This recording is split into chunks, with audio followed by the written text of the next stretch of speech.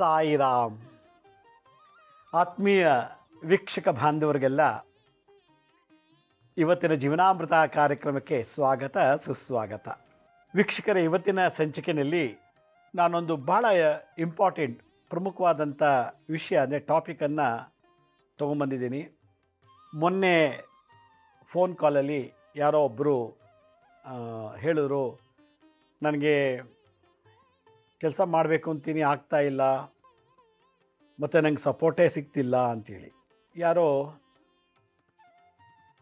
ಜಮೀನಲ್ಲಿ ಅವ್ರ ಚಿಕ್ಕಪ್ಪನ ಮಗ ಮತ್ತು ಸೊಸೆ ಅಂದರೆ ಗಂಡ ಹೆಂಡತಿ ಇಬ್ಬರು ಸೇರಿ ರಸ್ತೆಯಲ್ಲಿ ಹೋಗ್ಬೇಕಾದ್ರೆ ಮಾಟ ಮಂತ್ರ ಎಲ್ಲ ಮಾಡಿ ಹಳ್ಳದಲ್ಲ ಕೂತ್ಬಿಡ್ತಾರೆ, ಹಾಗೆ ಹೀಗೆ ಅಂತ ಏನೋ ಹೇಳಿದ್ರು. ನಾವೇನೂ ಮಾಡೋಕ್ಕಾಗ್ತಿಲ್ಲ, ಅಭಿವೃದ್ಧಿ ಆಗ್ತಿಲ್ಲ ಅಂತ ಹೇಳಿದ್ರು. ಇದು ಒಬ್ರದ್ದು ಒಂದು ಪ್ರಾಬ್ಲಮ್. ಅಂದರೆ ನಮಗೆ ಕೆಲಸ ಮಾಡಬೇಕು ಅಂತ ಆಸೆ ಇದೆ, ಮಾಡೋಕ್ಕೂ ಗೊತ್ತು, ಏನು ಕೆಲಸ ಮಾಡಬೇಕು, ಹೇಗೆ ಮಾಡಬೇಕು, ಯಾರ್ಯಾರು ಹೋಗಿ ಮೀಟ್ ಮಾಡಿದ್ರೆ ನನ್ನ ಕೆಲಸ ಆಗುತ್ತೆ ಅಂತ ಎಲ್ಲ ಗೊತ್ತು. ಅದು ಯಾರೋ ಒಬ್ಬನು ತಡೀತಾ ಇದೆ ಅಂತ ಹೇಳ್ತಾರೆ.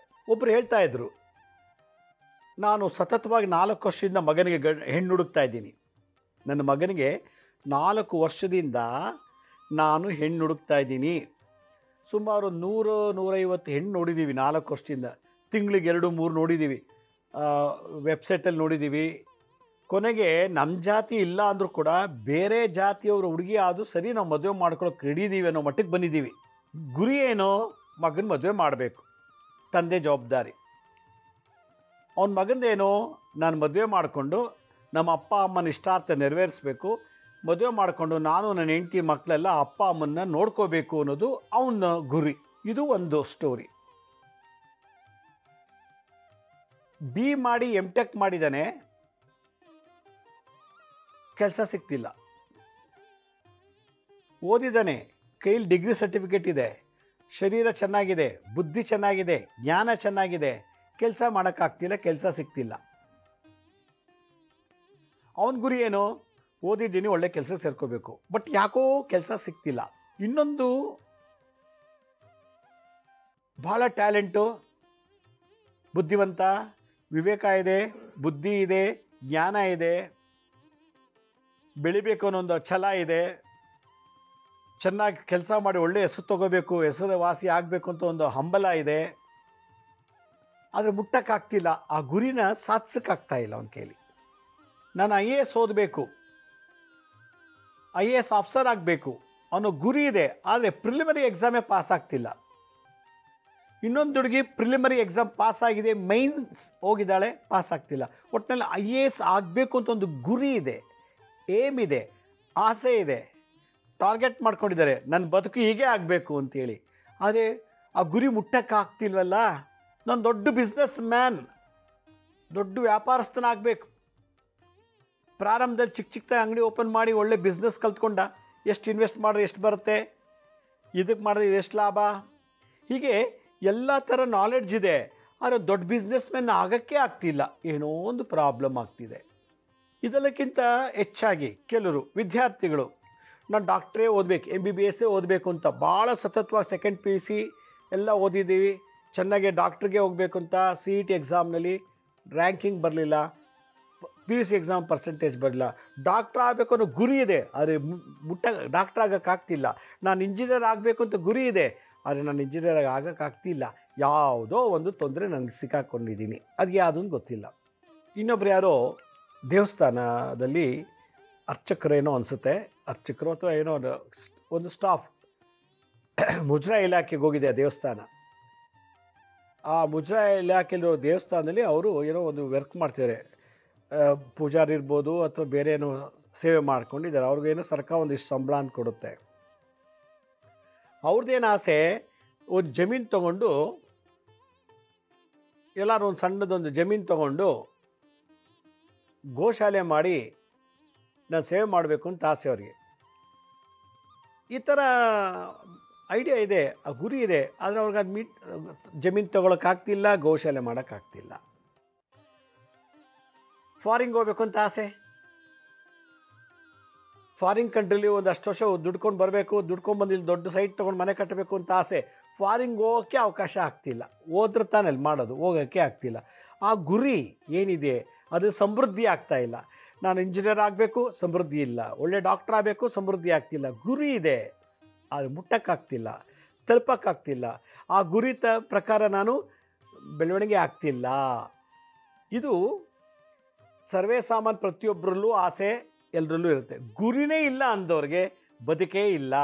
ನಾವು ಡಾಕ್ಟ್ರ್ ಆಗಬೇಕು ಅನ್ನೋ ಹಂಬಲ ಇಲ್ಲ, ಇಂಜಿನಿಯರ್ ಆಗಬೇಕು, ಒಳ್ಳೆ ಆಫೀಸರ್ ಆಗಬೇಕು, IAS ಆಫೀಸರ್ ಆಗಬೇಕು, ಒಳ್ಳೆ ಡಾಕ್ಟ್ರ್ ಆಗಬೇಕು, ಒಳ್ಳೆ ಬಿಸ್ನೆಸ್ ಮ್ಯಾನ್ ಆಗಬೇಕು, ಒಳ್ಳೆ ಮ್ಯೂಸಿಷಿಯನ್ ಆಗಬೇಕು, ಒಳ್ಳೆ ಡ್ಯಾನ್ಸರ್ ಆಗಬೇಕು, ಒಳ್ಳೆ ಹೀರೋ ಆಗಬೇಕು, ಒಳ್ಳೆ ಆ್ಯಕ್ಟ್ರೆಸ್ ಆಗಬೇಕು. ಒಂದು ಗುರಿನೇ ಇಲ್ಲ, ಸುಮ್ಮನೆ ಹೆಂಗೋ ಹೋಗ್ತಿದೆ ಬಂಡವಾಳು. ಈ ಥರದವ್ರಿಗೆ ಎಲ್ಲಿ ಗಾಳಿ ಬಿಸುತ್ತೋ ಅಲ್ಲಿ ತೂರ್ಕೊಂಡು ಹೋಗ್ತಿರ್ತಾರೆ. ಎಲ್ಲಿ ಏನು ಸಿಗುತ್ತೋ ಅದು ಅನುಭವಿಸ್ಕೊಂಡು ಹಂಗೆ ಮಜಾ ಮಾಡ್ಕೊಂಡು ಬದುಕೊಂಡು ಹೆಂಗೋ ಹೋಗ್ತಿರ್ತಾರೆ. ಆದರೆ ಟಾರ್ಗೆಟ್ ಗುರಿ ಇದೆಯಲ್ಲ, ಗೋಲ್ ಸೆಟ್ಟಿಂಗ್ ಅಂತೀವಿ ನಾವು. ಆ ಗೋಲ್ ಸೆಟ್ಟಿಂಗು ಕರೆಕ್ಟಾಗಿ ಆಗಲಿಲ್ಲ, ಅದೇ ಮನೋಸಂಕಲ್ಪ. ಆ ಮನೋಸಂಕಲ್ಪವನ್ನು ನಾವು ಸರಿಯಾಗಿ ಮಾಡಲಿಲ್ಲ ಅಂದರೆ, ಆನ್ ಟೈಮಲ್ಲಿ ಸರಿಯಾದ ಏಜಲ್ಲಿ ಸರಿಯಾದ ಸಮಯದಲ್ಲಿ ಮಾಡಲಿಲ್ಲ ಅಂದರೆ ನಮ್ಮ ಬದುಕು ಗಾಳಿಪಟ ಆಗಿಬಿಡ್ತದೆ.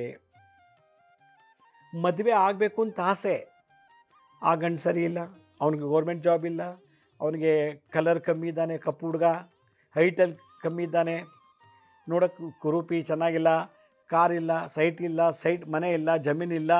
ಹೀಗೆ ಹೇಳಿ ಹೇಳಿ ಆ ಹುಡುಗಿ ಎಲ್ಲ ಹುಡುಗರು ರಿಜೆಕ್ಟ್ ಮಾಡ್ಕೊಂಬಂದು ಈಗ ಅವಳಿಗೆ 35 ವರ್ಷ ಆಗಿಬಿಟ್ಟಿದೆ. ಅವಳಿಗೆ ಈಗ ಮದುವೆ ಆಗಬೇಕು ಅನ್ನೋ ಗುರಿ ಇದ್ದಿದ್ದರೆ ಕಾಂಪ್ರಮೈಸ್ ಮಾಡ್ಕೊಂಡು ಹೋಗ್ತಿದ್ಲು. ಇವಳು ಅದಿಲ್ಲ ಇದನ್ನಂತ ತಳ್ಕೊಂಡು ಹೋಗ್ಲು. ಈಗ ಅವಳಿಗೆ ಈಗ ಮದುವೆ ಆಗೋರು ಯಾರೂ ಇಲ್ಲ, ಆ ಥರ ಆಗಿಬಿಟ್ಟಿದೆ. ಅದರಿಂದ ಗುರಿ ಮೊದಲು ನಾವು ಸೆಟ್ ಮಾಡ್ಕೋಬೇಕು. ಆ ಗುರಿ ತಕ್ಕಂತೆ ನಾವೇನು ಬೇಕು, ಅದಕ್ಕೆ ಬೇಕಾದಂಥ ಸ್ಕಿಲ್ಸು, ಅದಕ್ಕೆ ಬೇಕಾದಂಥ ಒಂದು ವಿದ್ಯೆ, ಕಲೆಗಳು, ಇದನ್ನೆಲ್ಲ ನಾವು ಸಂಪಾದನೆ ಮಾಡಿದಾಗ ಮಾತ್ರ ನಾವು ಸಮೃದ್ಧಿ ಆಗ್ಲಿಕ್ಕೆ ಸಾಧ್ಯ, ಗುರಿ ಮುಟ್ಟಿ ಬೆಳೆಯೋದಕ್ಕೆ ಸಾಧ್ಯ. ನೋಡಿ, ಗುರಿ ಅಂತಂದರೆ ನಮ್ಮ ಬದುಕಿನಲ್ಲಿ ಹೀಗೆ ಆಗಬೇಕು ಅಂತ ಒಂದು ಕನಸು ಕಾಣುವಂಥದ್ದು. ಸಿನಿಮಾ ಆ್ಯಕ್ಟ್ರ್ ಆಗಬೇಕು, IAS ಆಫೀಸರ್ ಆಗಬೇಕು, MLA ಆಗಬೇಕು, ಮಂತ್ರಿ ಆಗಬೇಕು, ಕಾರ್ಪೊರೇಟ್ರ್ ಆಗಬೇಕು, ದೊಡ್ಡ ಡ್ಯಾನ್ಸರ್ ಆಗಬೇಕು, ಶ್ರೀಮಂತನಾಗಬೇಕು ಅಂತ ಕನಸು ಕಾಣ್ತೀವಲ್ಲ, ಅದಕ್ಕೆ ಗುರಿ ಅಂತೀವಿ. MLA ಆಗ್ಬೇಕಾದ್ರೆ ಏನೆಲ್ಲ ಬೇಕೋ ಇವಾಗ ಸಂಪಾದಿಸಬೇಕು. ಮಂತ್ರಿ ಆಗ್ಬೇಕಾದ್ರೆ ಏನು ಆಗಬೇಕು ಅದೆಲ್ಲ ಸಂಪಾದಿಸ್ಕೋಬೇಕು. ಇವೆಲ್ಲ ಕೈಗೆ ಕರಗತ ಆದಾಗ, ಸಿದ್ಧಿ ಆದಾಗ ನಾವು ಒಂದು ದಿನಕ್ಕೆ ಯಾವುದೋ ಒಂದು ಏಜಲ್ಲಿ ಯಾವುದೋ ಒಂದು ಸಮಯದಲ್ಲಿ ಮಂತ್ರಿ ಆಗ್ತೀವಿ, MLA ಆಗ್ತೀವಿ, ಸಿನಿಮಾ ಆ್ಯಕ್ಟ್ರ್ ಆಗ್ತೀವಿ, ಸ್ಪೋರ್ಟ್ಸ್ ಮ್ಯಾನ್ ಆಗ್ತೀವಿ, ಅಡ್ವೊಕೇಟು, ಲಾಯರು, ಇಂಜಿನಿಯರ್, ಏನೋ ಒಂದು ಆಗಿಬಿಡ್ತೀವಿ. ಇಲ್ಲಿ ಒಂದು ಸೀಕ್ರೆಟ್, ನನ್ನ ಅನುಭವದ ಮಾತು.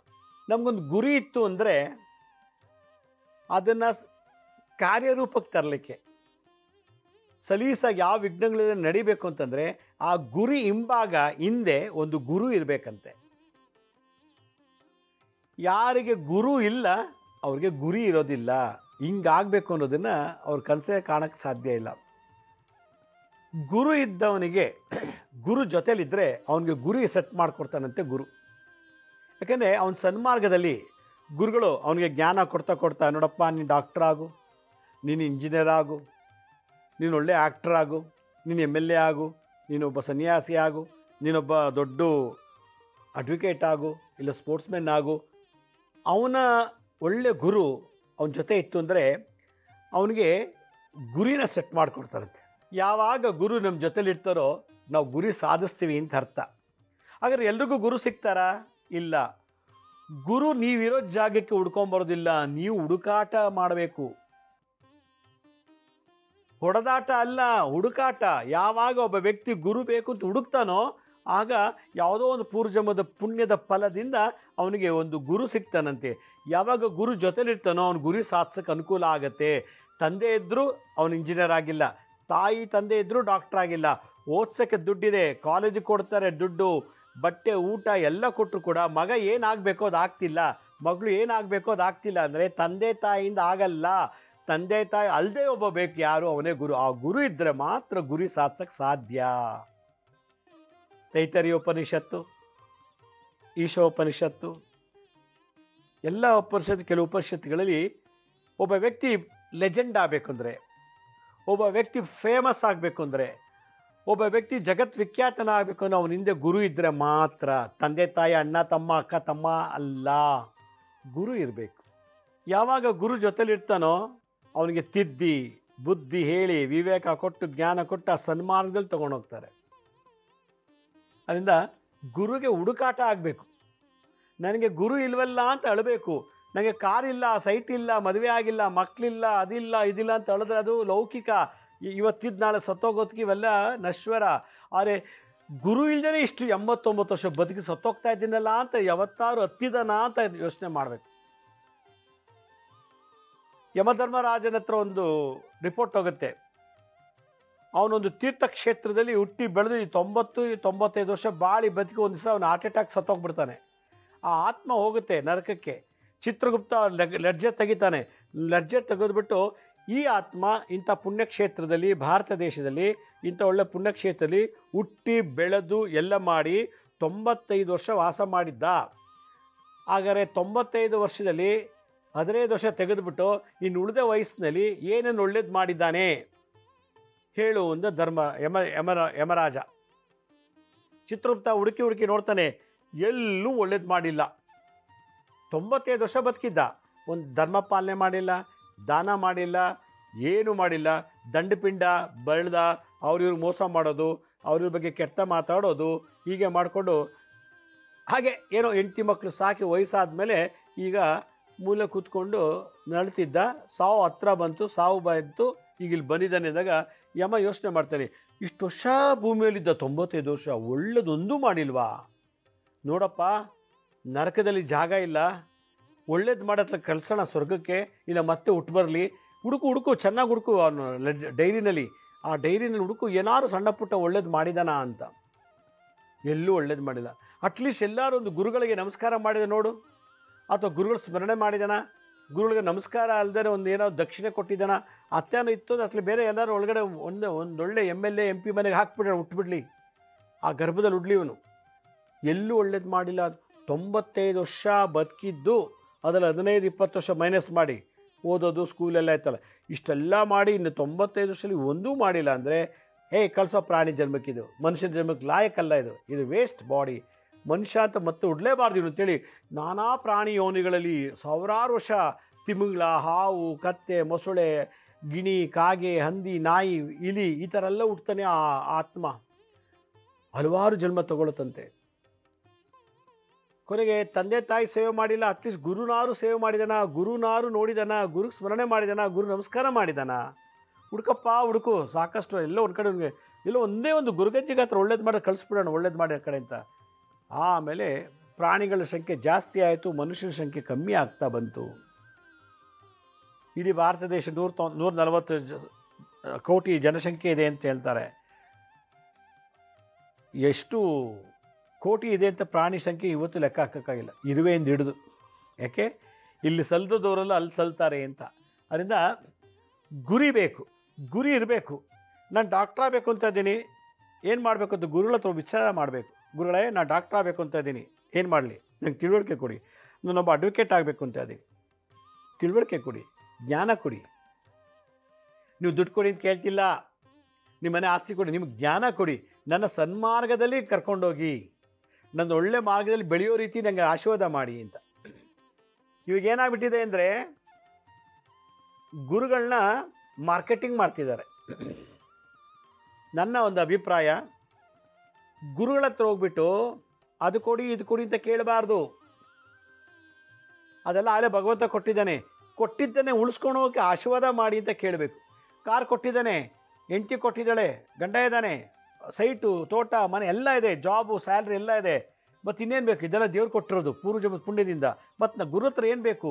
ಗುರುಗಳೇ, ನಮಗೆ ಸನ್ಮಾರ್ಗ, ಜ್ಞಾನ ಮತ್ತು ಆಯುಷ್ಯ, ಆರೋಗ್ಯ ಕೊಡಿ ಅಂತ. ಯಾಕೆಂದರೆ ಭೂಮಿಯಲ್ಲಿ ಪ್ರತ್ಯಕ್ಷವಾಗಿ ಕಾಣೋದು ಗುರು ಒಬ್ಬನೇ, ದೇವತೆಗಳು ಕಾಣೋಲ್ಲ. ಆ ಗುರು ಆಶೀರ್ವಾದ ಬೇಕು. ಗುರುವಿಂದ ಏನು ಬೇಡಬಾರ್ದು. ನಂಗೆ ಮದುವೆ ಮಾಡಿಸಿ ಗುರುಗಳೇ, ಸೈಟ್ ಕೊಡಿಸಿ, ಕಾರ್ ಕೊಡಿಸಿ ಅಂತ ಗುರು ಹತ್ರ ಬೇಡಬಾರ್ದು. ಗುರು ಹತ್ರ ಬೇಡಬೇಕಾದ್ರೆ ಏನು ಗೊತ್ತಾ? ಆಶೀರ್ವಾದ ಬೇಡಬೇಕು, ಜ್ಞಾನ ಬೇಡಬೇಕು. ಯಾವ ವ್ಯಕ್ತಿ ಗುರುಗಳಿಂದ ಆಶೀರ್ವಾದ ಮತ್ತು ಜ್ಞಾನ ಕೊಡಿ ಅಂತ ಕೇಳ್ತಾನೋ ಅವನಿಗೆ ಅಷ್ಟಲಕ್ಷ್ಮಿಯರು ಮನೇಲಿ ವಾಸ ಮಾಡ್ತಾರೆ. ಗುರುಗಳೇ, ಏಕೆ ಸುಮ್ಮ ಕೂತಿದ್ದೀರಾ? ನನ್ನ ಜಾತಕನೋ ಏನೋ ಒಂದು ಮಾಡಿ. ಗುರುಗಳೇ, ಲಕ್ಷ್ಮೀ ಶ್ರೀನಿವಾಸ್ ಕಾರ್ ಕೊಡೋಕೆ ಮಾಡ್ರಿ, ಒಂದು ಮಂತ್ರ, ಒಂದು ಸೈಟ್ ತೊಗೊಳೋ ಒಂದು ತಂತ್ರ ಹೇಳ್ಕೊಡ್ರಿ, ಒಂದು ಒಳ್ಳೆ ಹುಡುಗಿ ಸಿಗೋ ಥರ ಒಂದು ವಶೀಕರಣ ವಿದ್ಯೆ ಹೇಳ್ಕೊಡ್ರಿ, ಒಂದು IAS ಪಾಸ್ ಆಗೋ ಥರ ಏನೋ ಒಂದು ಮಂತ್ರ ತಂತ್ರ ಹೇಳ್ಕೊಡ್ರಿ, ಒಂಥರ ಗಿಮ್ಮಿಕ್ ಮಾಡಿ, ಪವಾಡ ಮಾಡಿ ಅಂತ ಕೇಳ್ತಾರಲ್ಲ, ಅದು ತಪ್ಪು. ಗುರುಗಳ ಹತ್ರ ಆಶೀರ್ವಾದ ಬೇಡಬೇಕು. ಗುರುಗಳ ಹತ್ರ ಜ್ಞಾನ. ಕೆಟ್ಟದಾಗಿದ್ದೀನಿ, ಕೆಟ್ಟ ಆಲೋಚನೆ, ಕೆಟ್ಟದಾಗಿ ಹುಟ್ಟಿದ್ದೀನಿ, ಕೆಟ್ಟ ಸಂಪಾದನೆ ಮಾಡಿದ್ದೀನಿ, ಈ ಕರ್ಮದಿಂದ ಮುಕ್ತನಾಗವು, ಬಂಧನದಿಂದ ಮುಕ್ತನಾಗಬೇಕಾದ್ರೆ ಏನು ಮಾಡಬೇಕು ಅನ್ನೋದನ್ನು ಜ್ಞಾನ ಕೊಡಿ ಅಂತ ಕೇಳುವವನಿಗೆ ಮನೆಯಲ್ಲಿ ಮಹಾಲಕ್ಷ್ಮಿ ಮೊಮ್ಮಕ್ಕಳು ಮರಿಮಕ್ಕಳು ಎಲ್ಲರಿಗೂ ವಂಶ ಪಾರಂಪರ್ಯ ಕೂತ್ಕೊಂಡು ತಿನ್ನೋ ಅಷ್ಟು ಆಸ್ತಿ ಕೊಡ್ತಾರಂತೆ ಗುರು ಜ್ಞಾನ ಆಶೀರ್ವಾದ ಕೇಳಿದ್ರೆ ಮಾತ್ರ. ಅದು ಬಿಟ್ಬಿಟ್ಟು ಪ್ರತಿಯೊಂದು ಗುರುಗಳ ಹತ್ರ ವಸೂಲಿ ಮಾಡೋಣ ಬಂದರು. ಎಷ್ಟೋ ಜನ ಲಕ್ಷ್ಮೀ ಶ್ರೀನಿವಾಸ್ ನಮಗೆ ಮದುವೆ ಮಾಡಿಸಿ, ಮದುವೆ ಮಾಡೋಕ್ಕೆ ಏನು ಮಾಡಬೇಕು, ಅದು ಮಾಡಬೇಕು, ಇದು ಮಾಡಬೇಕು, ತಂತ್ರ ಹೇಳಿ ಮಂತ್ರ ಹೇಳಿ ಆಶೀರ್ವಾದ ಮಾಡಿ ಹಂಗಿಂತೆಲ್ಲ ಕೇಳ್ತಾರೆ. ಸ್ವಾರ್ಥಿಗಳು, ಬೇಡಬಾರ್ದು. ಗುರುಸ್ಮರಣೆ, ಗುರುದರ್ಶನ, ಗುರು ಜೊತೆ ಮಾತಾಡುವಾಗ, ಗುರುಗೆ ನಮಸ್ಕಾರ ಮಾಡುವಾಗ ಬರೋವಂಥ ಲಾಭನೇ ನಿಮ್ಮ ಉನ್ನತವಾದ ಮಟ್ಟಕ್ಕೆ ಕರ್ಕೊಂಡು ಹೋಗುತ್ತೆ. ಅದನ್ನು ಬಿಟ್ಟು 1 kg ಹಣ್ಣು ತಂದುಬಿಟ್ಟು ಲಕ್ಷ್ಮೀ ಶ್ರೀನಿವಾಸ್ಗೆ ಒಂದು kg ಒಂದು kg ಹಣ್ಣು, ಒಂದಷ್ಟು ಬಾದಾಮಿ, ಗೋಡಂಬಿ, ದ್ರಾಕ್ಷಿ ತಂದು ಕೊಟ್ಬಿಟ್ಟು ಎಲ್ಲ ಕೊಟ್ಬಿಟ್ಟು ಸುಮ್ಮನೆ ನಿಂತ್ಬಿಟ್ಟು ನನಗೊಂದು ಒಳ್ಳೆ ಕೆಲಸ ಬರೋಂಗೆ ಮಾಡಿ, ಪ್ರಮೋಷನ್ ಸಿಗೋಂಗೆ ಮಾಡಿ, ಸ್ಯಾಲ್ರಿ ಜಾಸ್ತಿ ಮಾಡಿ, ಅಲ್ಲಿಗೆ 1 kg ಹಣ್ಣು, ಆ ದಾಳಿಂಬೆ, ಸೇಬು ಜೊತೆಗೆ ಬಾದಾಮಿ, ಗೋಡಿ ಎಲ್ಲ ತಂದು ಕೊಟ್ಬಿಟ್ಟು ಪ್ರಮೋಷನ್ ಜಾಸ್ತಿ ಮಾಡಿಸ್ಬೇಕು, ಇಲ್ಲ ಒಳ್ಳೆ ಜಾಬ್ ಕೊಡಬೇಕು. ಈ ಥರ ಮಟ್ಟಿಗೆ ನಿರೀಕ್ಷೆ ಇದೆ.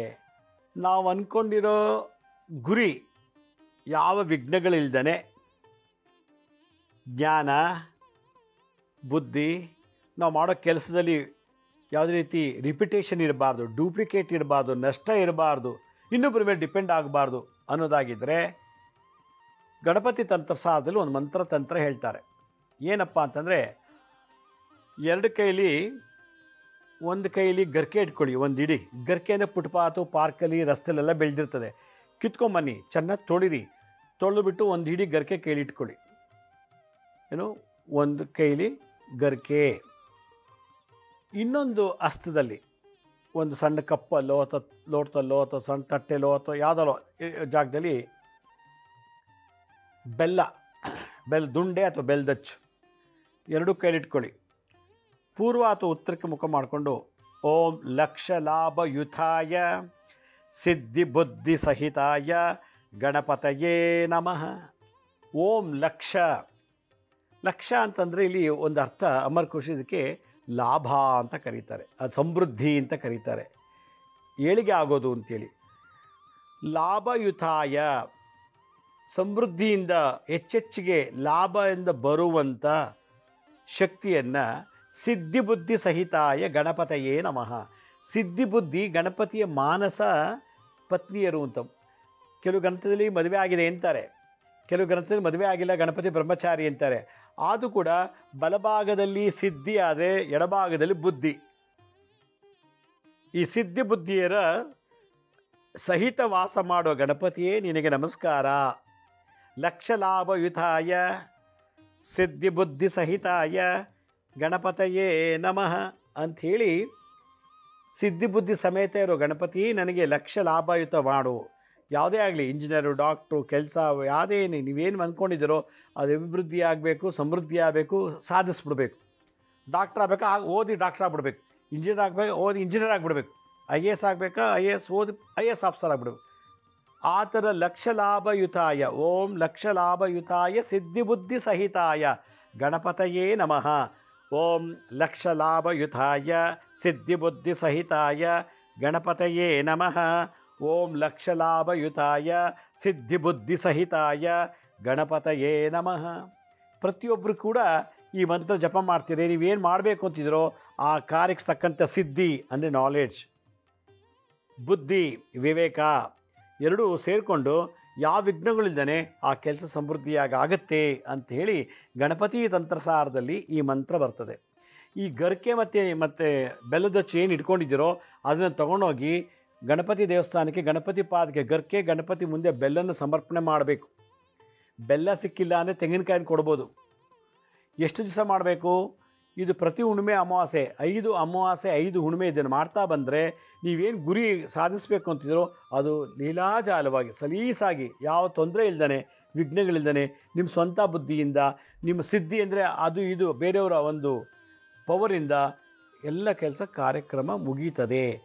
ಒಳ್ಳೆ ಲಾಭ ಪ್ರಾಪ್ತಿಯಾಗ್ತದೆ, ಅಂದರೆ ಒಳ್ಳೆಯ ರಿಸಲ್ಟ್ ಸಿಗುತ್ತೆ ಅಂತ ಹೇಳಿ ಇದನ್ನು ಗಣಪತಿ ತಂತ್ರಸಾರದಲ್ಲಿ ಬರುವಂಥ ಮಂತ್ರ ಇದು. ಈ ಮಂತ್ರ ಭಾಳ ವಿಶೇಷ. ಇದನ್ನು ಜಪ ಮಾಡಬೇಕು. ಓಂ ಲಕ್ಷ ಲಾಭಯುತಾಯ ಸಿದ್ಧಿಬುದ್ಧಿ ಸಹಿತಾಯ ಗಣಪತಯೇ ನಮಃ. ಓಂ ಲಕ್ಷ ಲಾಭಯುತಾಯ ಸಿದ್ಧಿಬುದ್ಧಿ ಸಹಿತಾಯ ಗಣಪತಯೇ ನಮಃ. ಈ ಮಂತ್ರ ಹೇಳ್ತಾ ಇದ್ದರೆ ಓದೋ ಹುಡುಗರಲ್ಲಿ ದೊಡ್ಡ ವಿದ್ಯಾವಂತರಾಗ್ತಾರೆ. ಬಿಸ್ನೆಸ್ನಲ್ಲಿ ಒಳ್ಳೆ ಬಿಸ್ನೆಸ್ಮನ್ ಆಗ್ತಾರೆ, ಡಾಕ್ಟ್ರ್ ಆಗಬೇಕು ಅಂದ್ರೆ ಡಾಕ್ಟ್ರ್ ಆಗ್ತಾರೆ, ಇಂಜಿನಿಯರ್ ಏನು ಗುರಿ ಇಟ್ಕೊಂಡಿದ್ದೀರೋ ಅದಕ್ಕೆ ಸಲೀಸಾಗಿ ನಡೀತದೆ ಅನ್ನೋ ಒಂದು ಅರ್ಥದಲ್ಲಿ ಇದನ್ನು ಮೈಂಡ್ ಮ್ಯಾನೇಜ್ಮೆಂಟ್ ಅಂತ ಕರೀತಾರೆ. ಪರ್ಸ್ನಾಲಿಟಿ ಡೆವಲಪ್ಮೆಂಟಲ್ಲಿ ಮೈಂಡ್ ಮ್ಯಾನೇಜ್ಮೆಂಟ್ ಒಂದು ಭಾಳ ಇಂಪಾರ್ಟೆಂಟ್. ನಮ್ಮ ಮೈಂಡ್ ಹೇಗಿರುತ್ತೋ ಅದ್ರ ಪ್ರಕಾರ ಬಿಂಬಿಸುತ್ತೆ, ಅದ್ರ ಪ್ರಕಾರ ನೋಡುತ್ತೆ, ಅದ್ರ ಪ್ರಕಾರ ರಿಯಾಕ್ಟ್ ಮಾಡುತ್ತೆ ಅಂತೇಳಿ ಹೇಳುತ್ತೆ ಉಪನಿಷತ್ತಲ್ಲಿ. ಈ ಮೈಂಡ್ಗೆ ಹೇಳುತ್ತೆ, ಸಿದ್ಧಿ ಬುದ್ಧಿ ಎರಡು ಸಮೇತ ನನಗೆಲ್ಲ ಗುರಿಯನ್ನು ಸಾಧನೆ ಮಾಡೋಕ್ಕೆ ಅವಕಾಶ ಮಾಡು ಗಣಪತಿನ ಒಂದು ಮಂತ್ರದಲ್ಲಿ ಮಾಡಿದಾಗ ಇಚ್ಛಾಶಕ್ತಿ, ಕ್ರಿಯಾಶಕ್ತಿ, ಜ್ಞಾನಶಕ್ತಿ 3 ವೃದ್ಧಿಯಾಗಿ ಯಾವ ವಿಘ್ನಗಳಿಂದ ಕೆಲಸ ಸಕ್ಸಸ್ ಆಗುತ್ತೆ ಅಂತ ಹೇಳುತ್ತೆ ಈ ಮಂತ್ರದಲ್ಲಿ. ಇದನ್ನು ಮಾಡ್ತಾ ಬನ್ನಿ, ಖಂಡಿತ ಒಳ್ಳೆಯದಾಗತ್ತೆ ಅಂತ ಹೇಳ್ತಾ, ನಮ್ಮ ಹಳೆ ಸಂಚಿಕೆ ಯಾರು ನೋಡೋಕ್ಕಾಗಿಲ್ವೋ ನಮ್ಮ ಶಿರ್ಡಿ ಸಾಯಿ ಭಿಕ್ಷಾ ಕೇಂದ್ರ ಮತ್ತು ಹೆಲ್ತ್ ಸೈನ್ಸ್ ಅಂತ 2 ಯೂಟ್ಯೂಬ್ ಚಾನಲ್ ಇದೆ. ಇದ್ರ ಜೊತೆಗೆ SSVK ಜ್ಞಾನೋದಯ ಅಂತ ಒಂದು ಮ್ಯೂಸಿಕ್ ಚಾನಲ್ ಇದೆ. 3ಕ್ಕೆ ಸಬ್ಸ್ಕ್ರೈಬ್ ಮಾಡ್ಕೊಳ್ಳಿ, ಪಕ್ಕದ ಬೆಲ್ ಬಟನ್ ಪ್ರೆಸ್ ಮಾಡಿ, ನೋಡಾದ್ಮೇಲೆ ಲೈಕ್ ಅನ್ನೋ ಬಟನ್ ಪ್ರೆಸ್ ಮಾಡಿ. ಆಮೇಲೆ ಆ ಲಿಂಕನ್ನು ನಿಮ್ಮ ಬಂಧು ಮಿತ್ರರಿಗೆ ವಾಟ್ಸಪ್ ಮುಖಾಂತರ, ಇಮೇಲ್ ಮುಖಾಂತರ ಶೇರ್ ಮಾಡಿ. ಗುರುಜಿ ಲಕ್ಷ್ಮೀ ಶ್ರೀನಿವಾಸ್ ಅಂತೇಳಿ ಫೇಸ್ಬುಕ್ಕು, ಇನ್ಸ್ಟಾಗ್ರಾಮು, ಟ್ವಿಟ್ಟರು, ಲಿಂಕ್ಡ್ಇನ್ ಕೂಡ ಅಪ್ಲೋಡ್ ಮಾಡ್ತಿರ್ತೀವಿ ಟೈಮ್ ಟು ಟೈಮ್. ಅಪಾಯಿಂಟ್ಮೆಂಟ್ ಬೇಕಿದ್ದರು www.lakshmisrinivas.in ಅಂತ ನೀವೇ ಲಾಗಿನ್ ಆಗಿ ಯಾವ ಡೇಟು ಯಾವ ಟೈಮ್ಗೆ ನೀವು ಬುಕ್ ಮಾಡ್ಕೋಬೋದು ಅಂತ ಹೇಳ್ತಾ ಇವತ್ತಿನ ಸಂಚಿಕೆಯನ್ನು ಮುಗಿಸ್ತಾ ಇದ್ದೀನಿ. ಇದೇ ರೀತಿ ನಾಳೆ ಒಂದು ವಿಶೇಷವಾದಂಥ ಸಂಚಿಕೆಯನ್ನು ಮಾಡ್ತಾ ಇದ್ದೀನಿ. ಪ್ರತಿಯೊಬ್ಬರು ಇದು ನೋಡಬೇಕು. ಅದರಲ್ಲೂ ಓದೋ ಮಕ್ಕಳು, ಇಂಜಿನಿಯರ್ ಆಗಬೇಕು, ಡಾಕ್ಟ್ರ್ ಆಗಬೇಕು, IAS ಆಗಬೇಕು ಅನ್ನೋ ವ್ಯಕ್ತಿಗಳು ಈ ಸಂಚಿಕೆಯನ್ನು ನೋಡಲಿ ಅಂತ ಹೇಳ್ತಾ ಎಲ್ರಿಗೂ ನಮಸ್ಕಾರ. ಸಾಯಿರಾಮ್.